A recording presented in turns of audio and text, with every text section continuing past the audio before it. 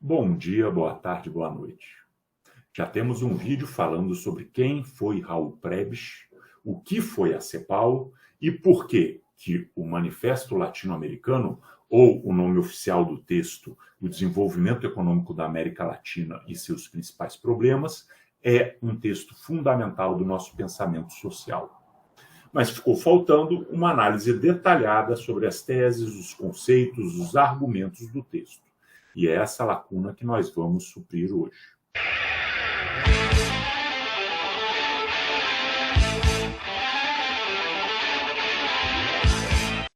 A primeira coisa a dizer a respeito do texto é que ele é longo. São 55 páginas. E ele é denso. Nessas 55 páginas tem muita coisa dita explicitamente e muita coisa subentendida. Portanto, estamos falando de um texto que, sempre que possível, deve ser relido. Ele é composto de 7 tópicos, mais uma introdução. E já na primeira fase, muito está dito. O texto começa com Prebisch dizendo: a realidade está destruindo na América Latina aquele velho sistema de divisão internacional do trabalho que, depois de ter alcançado grande vigor no século XIX, continuava prevalecendo doutrinariamente até bem pouco tempo atrás. Vamos reter essa frase, onde o autor desvenda um sistema de divisão internacional do trabalho. E que divisão é essa? É uma divisão do trabalho onde a América Latina produz alimentos e matérias-primas e o centro do sistema capitalista, os Estados Unidos, mais logo depois da Segunda Guerra, e a Europa, um pouco menos depois da Segunda Guerra, produziam produtos industrializados. Essa divisão entre centro e periferia é um conceito que bate de frente com a teoria liberal, porque nessa teoria liberal não existe diferença entre os atores. E por isso os liberais defendem que você deveria se especializar mesmo onde você tem maiores vantagens. Eles dizem que isso é melhor para todo mundo, inclusive para os países mais pobres, que eles sim especializem naquilo que eles são melhores. Mas o que está destruindo essa ilusão de que não há diferenças entre os atores e que é melhor cada um se especializar naquilo que é bom? É uma nova ideologia? É alguma coisa assim? Não, Prebisch diz que é a realidade. E qual era essa realidade quando a gente pensa esse mundo em 1949? É uma realidade de 2 guerras mundiais no espaço de uma geração. E no meio delas, a maior depressão econômica vista até então. Por fim, já que essa realidade mudou tanto e mostrou o fracasso do liberalismo, por que as políticas não mudaram frente a essa nova realidade? Por causa de uma visão dogmática da doutrina. No caso, o liberalismo, uma ideologia que faz com que a realidade seja ignorada. Ainda na introdução, Prebisch faz questão de deixar claro que as propostas que podem ser derivadas desse texto não são inimigas da produção agropecuária, nem do comércio exterior e nem dos investimentos estrangeiros. Com isso, ele procura amenizar, no plano dos interesses reais, os possíveis conflitos ideológicos existentes entre os argumentos dele e a ideologia liberal. Realmente, no plano dos interesses concretos, em toda a América Latina, houve uma conjunção de esforços da burguesia. Ou seja, em termos absolutos, ninguém perdeu.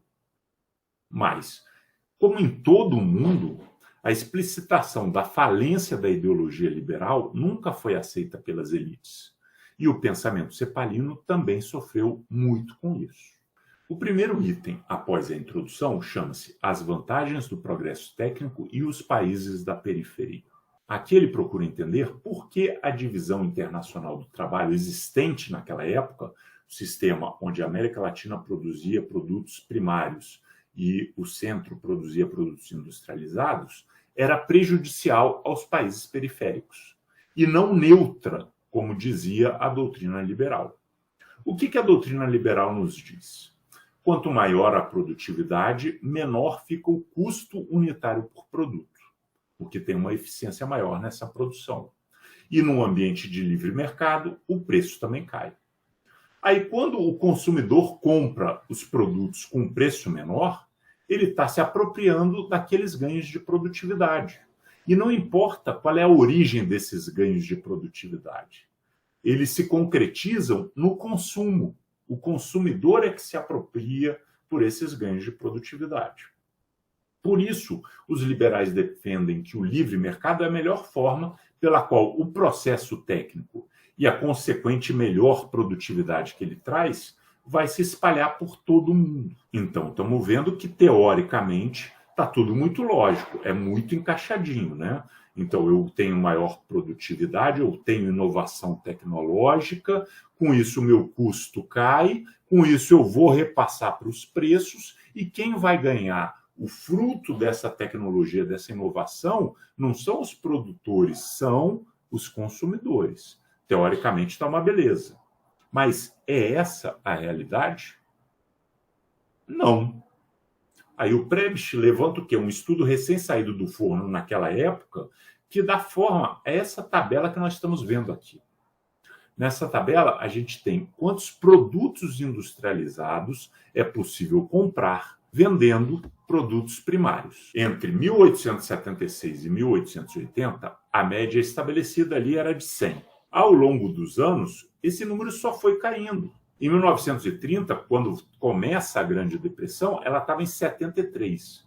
Que significa que 55 anos depois de começar a medir essa relação de preços, a mesma quantidade de produtos primários, que são aqueles vendidos pela América Latina, só dava para comprar 73 produtos industrializados, que são os produtos produzidos pelos Estados Unidos e pela Europa. 73 produtos, quando 55 anos antes era possível comprar 100 produtos, ou seja, 27% a mais. Apesar de uma leve melhora no período da Segunda Guerra Mundial, o período entre 39 e 45, a gente pode ver aqui na tabela que a tendência geral é de queda. E é esse processo que a gente dá o nome de deterioração dos termos de troca. Ou seja, o que a gente tem para trocar, que são produtos primários, vai perdendo valor frente ao que a gente tem para receber em troca, que são os produtos industrializados. Bom, mas voltando à tabela, a maior produtividade da indústria frente à agricultura não significou, na prática, que os preços dos produtos industrializados se tornou mais baixo ao longo do tempo. Pelo contrário, o que a realidade está mostrando é exatamente o contrário do que a ideologia liberal dizia que deveria acontecer. Com isso, o autor está mostrando que a realidade explode com a lógica e com a ideologia dos liberais. E por que ele diz que isso ocorre? Ele diz que isso ocorre porque a economia anda em ciclos. Ciclo de expansão e crise. Bonança e crise. Durante a bonança, todo mundo ganha. Mas durante a crise, diz a ideologia liberal, todos se ajustam e têm prejuízos até chegar num novo ponto de equilíbrio. Prebisch argumenta que durante as crises os países ricos conseguem evitar ou pelo menos diminuir os seus ajustes. E assim, com isso eles jogam para os países pobres a necessidade de um ajuste ainda maior. Por que isso ocorre? Por causa dos sindicatos dos trabalhadores de países ricos, que lutam para evitar que os salários desses trabalhadores diminuam. Então você não consegue ajustar o salário dos trabalhadores, então o custo não vai diminuir na mesma fase. Você tem medidas de proteção dos governos dos países centrais. Você tem as resistências dos capitalistas de diminuir os lucros. Então, você tem vários artifícios que evitam o ajuste que a teoria liberal diz que seria natural. Na prática, isso nos mostra que os ganhos decorrentes do processo tecnológico e dos ganhos de produtividade ficam com quem se apropria da renda. E aí se importa a origem do progresso técnico, porque é lá onde vai ficar concentrado o ganho. E chegamos, portanto, à primeira tese do texto. Se o ganho fica concentrado onde se dá a maior produtividade, é forçoso para a América Latina, se quer se desenvolver, que ela incorpore o progresso técnico. E a melhor forma disso ocorrer é com a industrialização, já que as possibilidades de produtividade e progresso técnico da agricultura e da pecuária são muito limitadas e quase sempre são vinculadas à indústria. Você aumenta a produtividade do campo quando você compra caminhões, que são produzidos por indústrias, colheitadeiras, que são produzidos por indústrias, quando você passa a usar agrotóxicos, defensivos agrícolas, que são produzidos pela indústria química, né? Então, a força, o motor da produtividade e do progresso técnico está na indústria. Então, se a América Latina quer se apropriar desses ganhos, ela deve ter indústrias, tal qual existem indústrias nos Estados Unidos e na Europa. E aí, nos 2 itens seguintes do texto, o autor continua usando exemplos concretos da realidade para mostrar por que a teoria econômica liberal precisava ser reavaliada. No item 3, a América Latina e a elevada produtividade dos Estados Unidos, e o item 4, o problema de escassez de dólares e suas repercussões na América Latina, mostram uma mudança na dinâmica capitalista mundial. Prebisch começa o item 3 dizendo que os Estados Unidos são agora o principal centro cíclico do mundo, como o foi, em outros tempos, a Grã-Bretanha. E depois ele segue nos 2 tópicos, falando que a política econômica dos Estados Unidos é radicalmente diferente daquela praticada pela Grã-Bretanha. E isso fica claro quando a gente vê que a maior produtividade nos Estados Unidos não significou preços menores, mas sim uma renda maior. Para que a teoria liberal tivesse validade mesmo, seria necessário que, primeiro, houvesse uma mobilidade dos fatores de produção, especialmente trabalho, ou seja, não poderia ter leis de migração, porque se eu quero ganhar mais e eu tenho capacidade para tanto, e onde melhor se paga é nos Estados Unidos, eu posso ir lá vender o meu trabalho. É assim que funciona? Não, não é assim que funciona. Então, você não tem essa possibilidade do trabalhador mais qualificado ir para qualquer lugar. Por isso que nós temos essa disparidade. E, além disso, para a teoria liberal valer, seria necessário que houvesse o fim de toda a política protecionista que os Estados Unidos praticavam naquela época e ainda praticam frente às suas áreas mais sensíveis. Até hoje, por exemplo, uma área sensível é a área agrícola, né, que os Estados Unidos certamente perderia toda a sua produção agrícola por ser ineficiente frente à produção da América Latina, da Ásia, da África. Mas o autor reconhece que, se fizesse essas 2 coisas, se tivesse essas 2 medidas, adotasse um liberalismo verdadeiro, isso ia significar rebaixar consideravelmente, em comparação com os níveis efetivamente alcançados, o nível de vida da população dos Estados Unidos. E o mesmo processo se vê em relação ao ouro, às divisas em dólares no mundo.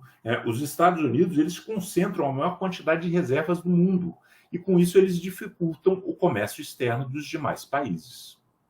Prebisch diz, de acordo com seu próprio tipo de crescimento, o centro principal, mediante oscilações cíclicas, pode atuar como uma tendência contínua a expulsar o ouro que aflui a ele, estimulando o desenvolvimento do resto do mundo, ou, ao contrário, retê-lo tenazmente, o que terá efeitos prejudiciais sobre as forças dinâmicas mundiais. E aí o Prebisch explica que o modelo de hegemonia da Grã-Bretanha era o primeiro, expulsar o ouro para estimular o desenvolvimento do resto do mundo, enquanto que os Estados Unidos estão adotando a segunda postura, ou seja, reter todo o ouro e as divisas, o que prejudica o comércio mundial. E aí, voltando a falar do artigo de 2018 do Jair do Amaral Filho, um artigo que foi apresentado na primeira parte dessa análise em outro vídeo, o Prebisch até aqui mostrou que a relação entre centro e periferia é hierarquizada, com um lado vencedor e um lado perdedor, caso eles sejam deixados à mercê das leis do livre mercado, e que a raiz da desigualdade nessa relação ocorre pelo fato do diferencial de produtividade sempre pender em favor dos países que já são industrializados. E que esses países se industrializaram num ambiente econômico internacional que era hegemonizado pela Grã-Bretanha, que não existe mais em 1949. Portanto, o que a gente viu até agora é aquilo que Jair do Amaral Filho chamou das primeiras e segundas teses fundamentais do texto. Amaral Filho ainda aponta que a terceira tese do Prebisch trata da questão da poupança, da formação de capital e do capital externo. Pois é exatamente isso que podemos ler no item 5, a formação do capital na América Latina e o processo inflacionário. O que Prebisch defende nesse item é que precisa haver um certo nível de poupança para que haja investimento. E essa margem de poupança depende, em última instância, do aumento da produtividade do trabalho. Como essa produtividade ainda é muito baixa na América Latina, porque aqui nós temos baixa incorporação de progresso tecnológico, o capital estrangeiro tem um papel fundamental em garantir os capitais necessários. E aqui é necessário entender que, para o Prebisch, a questão da poupança e do investimento tem características próprias na América Latina. Quando você está falando dos países centrais, a poupança se vincula com juntar todos os excedentes até formar um capital que vai ser investido para gerar retorno sobre esse capital. Mas o Keynes já tinha alertado no seu trabalho A Teoria Geral de 1936 que não é necessário que você faça primeiro a poupança para depois dessa poupança prévia você fazer um investimento. Existem mecanismos no capitalismo que podem mudar essa sequência, como, por exemplo, o crédito, ou seja, você pode investir sem ter feito poupança anterior, porque você pode pegar crédito. Mas, nos países da periferia, diz o Prebisch, o investimento passa necessariamente pela importação das máquinas, da tecnologia, dos insumos. Então, a poupança que ele está falando aqui é a poupança de divisas que permitam o comércio exterior e fazer a importação dessas máquinas, dessa tecnologia, desses insumos. E essas divisas é exatamente aquelas que os Estados Unidos, naquele período, não estavam deixando sair do país por meio de medidas protecionistas. E aí, para lidar com essa situação, existem 4 formas principais de poupança em um país. A poupança espontânea, cujo desafio é convencer os detentores dos excedentes a não utilizá-los no consumo, ou seja, se eu tive lucro, eu devo poupar para investir esse lucro, em vez de comprar alguma coisa que vai me satisfazer. Troco o consumo atual pela expectativa de um consumo futuro, de um lucro futuro. Mas isso não é óbvio, eu preciso ser convencido a isso. Uma segunda forma seria a poupança inflacionária, que até dá um estímulo inicial na renda geral da comunidade, mas aos poucos vai perdendo força e no final esse modelo age concentrando a renda e por isso é considerada por Prebisch a pior forma de poupança entre todas. Temos a poupança estrangeira, que é a terceira forma, que estava abalada pela crise da Grande Depressão de 29, que teve impactos negativos tanto para os credores e investidores quanto para os devedores. Então, era difícil a gente conseguir mobilizar naquele período essa poupança. E existe, por fim, a quarta forma, que é a poupança forçada, onde a ação estatal pode tirar renda da circulação, por exemplo, via impostos, e com isso ela vai diminuir essa vontade de importar. Ou seja, ela vai economizar divisas para ações estrategicamente relevantes. E nesse último ponto, vale destacar a expressão estrategicamente relevante, pois Prebisch destaca que há investimentos e investimentos. Os investimentos fundamentais são aqueles que aumentam a produtividade, ou seja, aumentam o capital por trabalhador. E esses devem ser os priorizados. E os demais investimentos não são tão relevantes assim e podem ficar no segundo plano. Eu vou pular agora o item 6 e ir para o item 7. Bases para a discussão de uma política anticíclica na América Latina. É aqui que Prebisch deixa claro que o motor da economia latino-americana é a exportação e não o investimento. Com isso, as políticas anticíclicas que foram desenvolvidas com foco nos países centrais, que são políticas voltadas a controlar o investimento, não são as políticas anticíclicas adequadas à América Latina. O ponto para o nosso desenvolvimento é conseguir com as exportações as divisas suficientes para promover importações que nos tragam os tais investimentos estrategicamente relevantes. No momento de prosperidade do ciclo, isso não é lá um grande desafio, pois as exportações vão aumentando, mais renda vai sendo gerada, é uma fase de prosperidade para todos. Agora, na fase da crise, as exportações vão cair. Aí, da mesma forma como trata os investimentos, Prebisch faz uma diferenciação entre 2 tipos de importações. As importações essenciais são constituídas por artigos e matérias-primas que são necessárias para que a indústria funcione sem grandes restrições.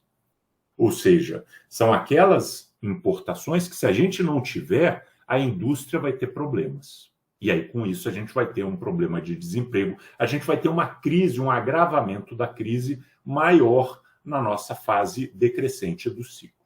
Agora, outro tipo de importações são de bens duráveis, são de bens de capitais, ou seja, aqueles bens, aquelas máquinas fundamentais para que as indústrias sejam feitas, ou bens de consumo supérfluo, bens de luxo. São três coisas bem diferentes. Ele não está dizendo que são iguais, mas para o que ele está discutindo aqui, que é uma política que vai ir no sentido contrário do ciclo, diminuindo a crise, o que significa que esses três tipos de importações são itens que podem ser adiados.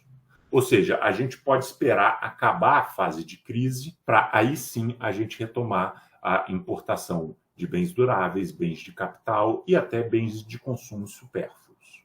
E por que a gente precisa fazer essa priorização? Porque se a gente está num momento de crise e está vendendo menos para o exterior, significa que a gente está recebendo menos dólares. Ou seja, a gente não tem tantas divisas para fazer as importações. Então a gente precisa diminuir. Deixar essa diminuição às regras do mercado, provavelmente o consumo do supérfluo vai continuar dominando. Como é que a gente pode fazer a priorização das importações essenciais?